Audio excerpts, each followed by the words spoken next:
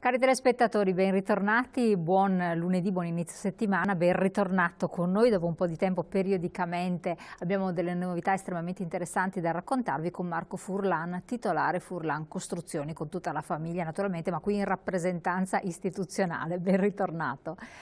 Allora, ingegnere, ci sono tantissime tematiche interessanti. L'argomento costruzioni in questo periodo l'abbiamo affrontato anche con la presidenza regionale dell'ANCE, quindi sembra che ci sia una ripresa del settore, ma legata a chi costruisce in un certo modo. Quindi c'è uno stallo che permane per il vecchio, per le costruzioni fatte come si faceva una volta, mentre il nuovo, la classe energetica qualificata, la casa che consuma meno, inquina di meno, insomma rende di più, anche quello rispondendo alle direttive europee, tira. Qual è la vostra situazione? Poi andiamo a spiegare anche il titolo della trasmissione, perché costruire in A4 è qualcosa che va spiegato, assolutamente. Certo. Com'è? Intanto facciamo un po' una panoramica della cosa vi risulta da questo periodo. Sì, allora il periodo ci dice, come ha detto appunto appena adesso lei, Elena, che inizia ad esserci un interesse verso il mattone, perché in parte perché c'è bisogno di riqualificare abitazioni vecchie. Ormai l'edificato esistente è in gran parte vecchio e quindi è necessario prenderlo in mano, e in parte probabilmente anche perché la congettura attuale ci dice che la borsa va male, le banche a volte non si comportano benissimo, per cui inizia ad esserci anche la domanda: questi soldi come li investo? Il mattone non rende più quello che rendeva prima, ma considerandolo la gente sta iniziando a capire che questo vale per le abitazioni di vecchia data, o meglio, più che di vecchia data, le abitazioni obsolete, perché ci sono abitazioni ultimate anche pochi anni fa, che in realtà in vista dei cambiamenti normativi che ci sono stati e che a breve ci saranno anche a breve, e oggi l'appartamento deve essere necessariamente ad alto risparmio energetico. Noi qualche anno fa, se si può lanciare un contributo che ho inviato, il contributo 1. Il contributo 1 dalla regia, allora, vediamolo subito. Sì. Volevo spiegare un attimo da cosa siamo partiti, perché ad oggi siamo qui e proponiamo il nostro prodotto. Comunque è un bilancio positivo il vostro? Il nostro è un bilancio positivo, sì, il mercato sta rispondendo bene al tipo di prodotto che proponiamo, e siamo partiti appunto da questi dati di fatto. Un dato di Federconsumatori dice che il riscaldamento rappresenta la spesa annuale più significativa per le famiglie, in particolare un'abitazione di 85 metri quadrati in Italia in media ha una spesa di 1.752 euro l'anno. Che è tantissimo. È tanto, è veramente tanto, e questo è un dato Federconsumatori. Dopodiché un altro che forse viene dai più ignorato è che il riscaldamento domestico è la prima causa dell'inquinamento dell'aria. Un appartamento di 100 metri quadrati in inverno emette il doppio della CO2 emessa da un'automobile che circola per un anno intero, così come 10 abitazioni in un anno emettono più CO2 di quella che può essere assorbita da ben 5 ettari di bosco. Un ultimo dato è che l'aria interna che respiriamo nelle nostre case è fino a 5 volte più inquinata di quella esterna, questo a causa di vernici, detersivi, smalti, profumi, candele, prodotti per la pulizia, batteri e funghi presenti nelle nostre abitazioni che inquinano l'aria. Quindi oltre all'inquinamento che abbiamo presente all'esterno e inevitabilmente entra in casa nostra, a sua volta inquiniamo noi fino a portare l'inquinamento a 5 volte rispetto a quello esterno. Ma è verissimo, perché uno basta con un panno che passi su un mobile un giorno, lo fa dopo 2 giorni e torna si vede subito. Che è una polvere strana, perché non è la polvere di una volta chiara, adesso è una polvere scuretta, il che fa presagire. A volte è anche pulviscolo invisibile, ad esempio il famoso PM10 o PM2.5. Che è all'interno delle abitazioni. Esatto. esatto, e sono chiaramente altamente nocivi. Vediamo il secondo contributo.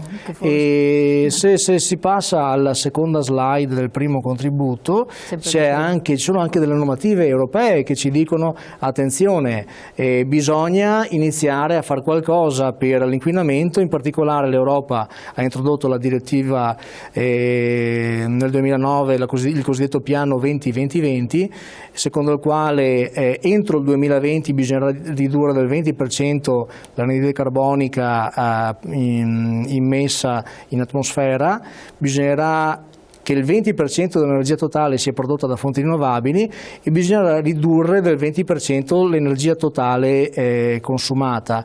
Inoltre dal 2020 gli edifici dovranno essere tutti esclusivamente ad energia quasi zero, quindi edifici ad alte prestazioni che dovranno fare largo uso di fonti rinnovabili. In vista di queste considerazioni abbiamo cercato di capire qual è il prodotto da proporre sul mercato oggi. Quindi se passiamo alla slide successiva. Ecco, è difficile però rispettare questi parametri per voi costruttori? Ecco qua, è difficile, è molto difficile. Noi abbiamo dovuto stravolgere il concetto di casa. Questa immagine dice tutto. Cos'è questa roba? Abbiamo eliminato il concetto di pilastri, travi, muri in laterizio. Siamo passati al cosiddetto sistema a blocco cassero, che garantisce alte prestazioni a livello di isolamento termico, acustico e un'eccellente resistenza meccanica, quindi per l'antisismicità dei fabbricati. E inoltre abbiamo modificato la tipologia di serramento installando... Prima di passare al serramento, secondo me è molto interessante questo, e so che tra l'altro ci sono anche addetti ai lavori che ci seguono, per cui anche persone che comunque sanno di che cosa stiamo parlando. Questo blocco Casser, i materiali anche impiegati, che materiali sono? Quindi qual è la differenza con il classico mattone tradizionale per chi era affezionato a questo mezzo, insomma, questo strumento? Sono materiali che sono estremamente prestazionali, in particolare nel rapporto volume-prestazione ottenuta. Quindi il materiale studiato è proprio particolare, diverso, quindi dà dei risultati importanti. È diverso, si è eliminato nel nostro caso il laterizio, che non ha un buon potere coibentante, assorbe molto e quindi problemi di umidità, di infiltrazioni. E quindi era necessario fare il famoso cappotto, per intendersi. Esatto, ed ecco quindi applicare spessori importanti di cappotto alle pareti, quindi grandi spessori finali delle pareti, con un risultato alla fine non esaltante, perché il cappotto ad esempio funziona bene d'inverno ma non d'estate. Ah, non d'estate? No, d'estate il cappotto è assolutamente ininfluente, cioè se una casa che ha problemi che d'estate si surriscalda, posso mettere quanto cappotto voglio, ma ai fini del surriscaldamento dell'abitazione è assolutamente ininfluente. Il cappotto mi isola dal freddo invernale. E quindi bisogna proprio intervenire con un materiale diverso e innovativo. Esatto. Quindi qui c'è la ricerca, si innesca la ricerca. E qui c'è la ricerca, esatto, c'è la ricerca, c'è lo studio delle varie tipologie di materiali presenti sul mercato e la cosa importante è capire cosa utilizzare, perché è chiaro che nel momento in cui devo scoprire qualcosa di nuovo è estremamente importante fare ricerca, fare studio, perché non è detto che una scelta vada a buon fine. Perché una scelta vada a buon fine bisogna cercare di fare la scelta giusta, e questo ti permette di farlo soltanto lo studio e la ricerca. A chi vi siete appoggiati? Un istituto privato per la ricerca oppure all'università? Allora, ci siamo appoggiati a un studio che collabora con le università, in particolare attualmente collaboriamo con l'Università di Padova e di Napoli. Che sono due grosse facoltà di ingegneria. Sì, veramente dei punti di eccellenza, soprattutto nel settore edile. E quindi una volta individuato un prodotto, tanti test, tante prove, risultati appunto certificati. Ecco, il risultato è certificato, questo è importante. Il risultato è certificato. Noi in un cantiere arriviamo a fare qualcosa come 50 collaudi acustici, cosa che spesso neanche vengono presi in considerazione i quadri acustici, semplicemente si fa riferimento a una scheda tecnica dove si dice che un prodotto ha determinate caratteristiche, uso questo prodotto qua, avrò queste caratteristiche. No, non è così, perché una cosa è un prodotto, un'altra cosa è un insieme di prodotti e poi bisogna vedere anche come sono messi in opera, come sono applicati. Infatti, quindi... ecco, questo avevamo detto, un materiale innovativo, resistente anche eventualmente dal punto di vista sismico, caldo, freddo, quindi trattiene il calore, evita che il calore esca e che entri d'estate, quindi ha queste caratteristiche, e anche fonoassorbente, quindi isola dal rumore, che è un altro grossissimo problema questo. Assolutamente sì. Assolutamente sì, è uno dei problemi principali che io ho sentito il dovere di affrontare da come sono entrato nell'edilizia, perché io per carità sono figlio di costruttore, quindi sono nell'edilizia quasi praticamente da sempre, però dopo la laurea sono proprio effettivamente entrato in attività e mi ero reso conto che il problema rumori soprattutto tra abitazioni era un problema molto sentito e poco però curato in generale dai costruttori, e in realtà alla fine è essenziale, importante, alla fine di arrivare a proporre un buon prodotto, capire quali sono le richieste dell'utente finale. Se si capisce che in giro la maggior parte della gente lamenta rumori tra inquilini, allora bisogna investire molto su quello, perché è un problema sentito dalla gente e non puoi non prendertene carico tu che costruisci case. E da lì è partita quindi la ricerca di qualcosa che potesse essere anche isolante. Assolutamente sì, risale ormai credo a 20 anni fa il mio primo collaudo acustico in cantiere, proprio perché ho detto vediamo di capire qual è la situazione effettiva in cantiere a prescindere da quello che dice una scheda tecnica di un prodotto, vediamo qual è il nostro risultato, e da lì si è aperto un mondo perché si può sempre migliorare, si scoprono cose veramente che mai avresti immaginato se non entri nel merito e se non vai a testare, a collaudare. Quindi è estremamente importante entrare nel merito delle cose. Assolutamente. Dopo magari racconteremo anche un po', giustamente alcuni chi ci ascolta sono anche curiosi della storia dell'imprenditore, no? Quindi da voi c'è stato un passaggio del testimone, come era appunto scritto nel video, molto importante e significativo, e quindi fa capire anche quando tanti anni nel settore un'impresa che continua ad esistere nonostante le grandi crisi, anzi voi dalla crisi avete avuto un momento di rilancio e siete ugualmente cresciuti, quindi questo è significativo della qualità del prodotto. L'avevo interrotta, lei mi parlava anche dei serramenti, oltre che dell'aspetto della muratura e delle fondamenta. Sì, perché un'esigenza che abbiamo visto è quella delle ampie terrazze con locali illuminati. Questo fa sì che devo installare serramenti di ampie dimensioni, però un serramento non prestante inevitabilmente mi fa uscire calore ed energia, quindi abbiamo dovuto anche studiare dei serramenti che mi permettessero, ecco qui, una vetrata del genere. Una terrazza con una vetrata così, caspita, però. Una vetrata del genere, se non ho un serramento ad altissime prestazioni, è un colabrodo energetico, nel senso che tutto il calore mi esce da una vetrata così, quindi devo assolutamente curare anche il tipo di serramento che vado ad installare nell'abitazione, perché almeno un 30% della superficie perimetrale è adibita a serramenti, d'accordo?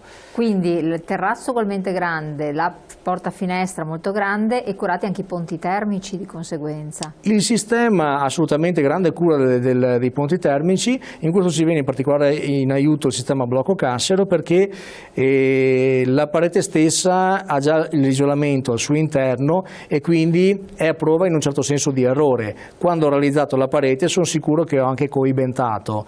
Quindi i ponti termici diventano molto ridotti e più facili da individuare e risolvere. Comunque è estremamente importante non trascurare i ponti termici.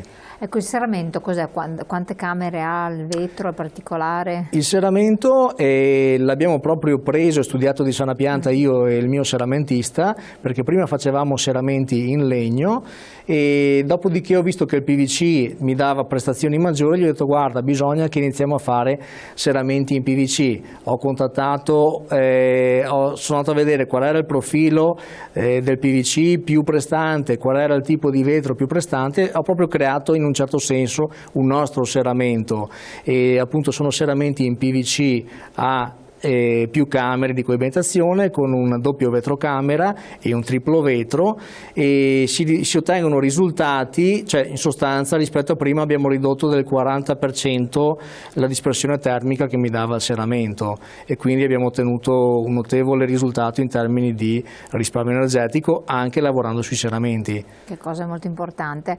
Un'altra cosa, per quanto riguarda più volte abbiamo parlato del passaggio d'aria. Sì. Che è un elemento rilevante. Voi avete dei filtri, dei sistemi di filtraggio dell'aria o comunque un sistema forzato di passaggio dell'aerazione? Sì, una ventilazione, una vera e propria ventilazione meccanica che fa sì che all'interno dell'abitazione l'aria sia costantemente rinnovata. È un po' Perché bisogna rinnovare l'aria? Bisogna.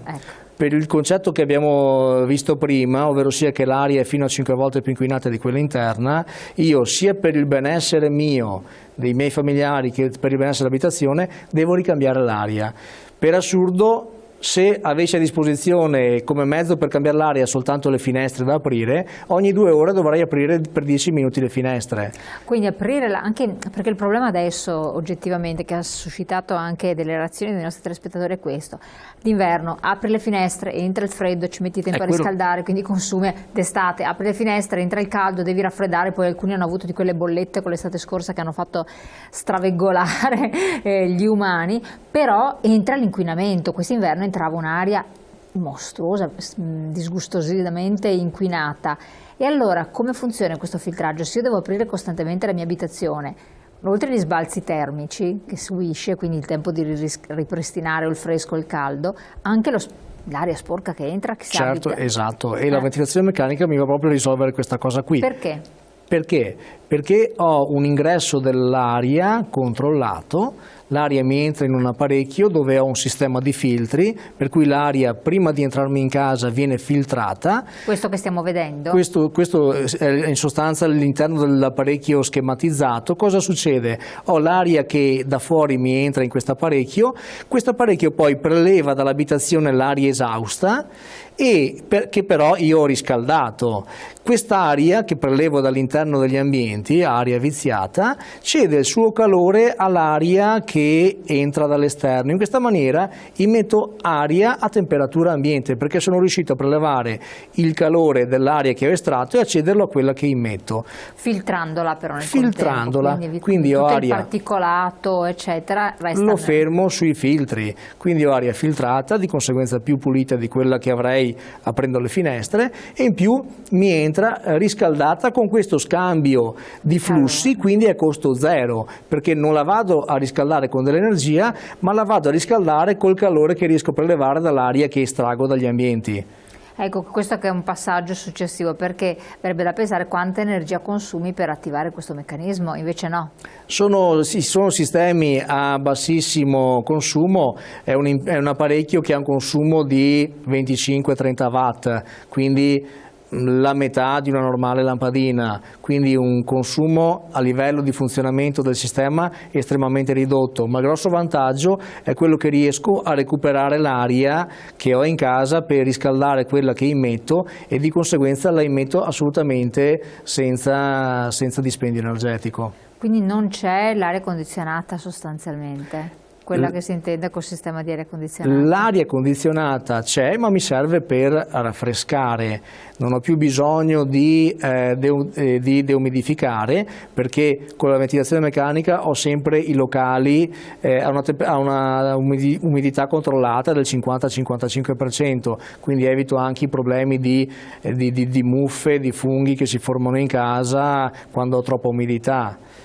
Che quindi questo è un altro aspetto rilevante. E invece, ecco, qui stiamo vedendo un messaggio, l'ho visto diverse volte da voi in trasmissione che parla delle sue costruzioni, ma sinceramente ditemi se al giorno d'oggi si debba parlare ancora di risparmio energetico. Dovrebbe essere un obbligo per le imprese edili, non una scelta. Vuol dire che qualcuno costruisce ancora con vecchi sistemi? Ai noi. È vero. Ai noi appunto sì. Ma infatti viene da pensare, se voi usate questo blocco Cassaro, questa strumentazione eccetera, un comune mortale dice ma Ma perché non lo usano tutti? E invece noi vediamo che normalmente ci sono i latterizi in giro ancora. Ci sono i latterizi, sì, spesso appunto chi cerca di aumentare il risparmio energetico cosa che fa? Cerca di modificare quello che fa, ovvero sia ho sempre fatto l'edificio in laterizio, gli applico un cappotto che mi aumenta l'isolamento termico. Ma non vado a modificare la sostanza? Cioè... Non vado a modificare la sostanza, questo cosa mi comporta? Che miglioro l'isolamento, aumento la coibentazione termica ai fini invernali, però vado a rendere ancora più impermeabile l'abitazione. D'accordo? Con la conseguenza che paradossalmente aumento i problemi di concentrazione di umidità e di formazione delle muffe nelle abitazioni, perché bisogna guardare l'aspetto a 360 gradi. Io non posso pensare soltanto alla coibentazione delle pareti e trascurare l'aspetto che coibentando automaticamente aumento l'impermeabilizzazione dell'abitazione e mi diventa più ermetica e di conseguenza ho bisogno di questi sistemi. Questi sistemi di ventilazione meccanica sono estremamente poco utilizzati perché i più non ne vedono l'utilità e invece diventano di fondamentale importanza, direi di indispensabile importanza, nel momento in cui si va ad aumentare la classe energetica dei fabbricati. E ci sono casi in cui la gente, una volta coibentata l'abitazione, trova dei disagi, perché effettivamente un'abitazione soltanto più coibentata comporta dei disagi se non intervengo correttamente. Perché si fa solo una cosa, non si pensa tutto l'insieme. Esatto, e c'è ancora veramente tanto da imparare. Io faccio parecchi incontri con imprese un po' da tutta Italia perché alla fine, siccome appunto c'è tanto da imparare, mi piace anche mettere a disposizione, fare informazione.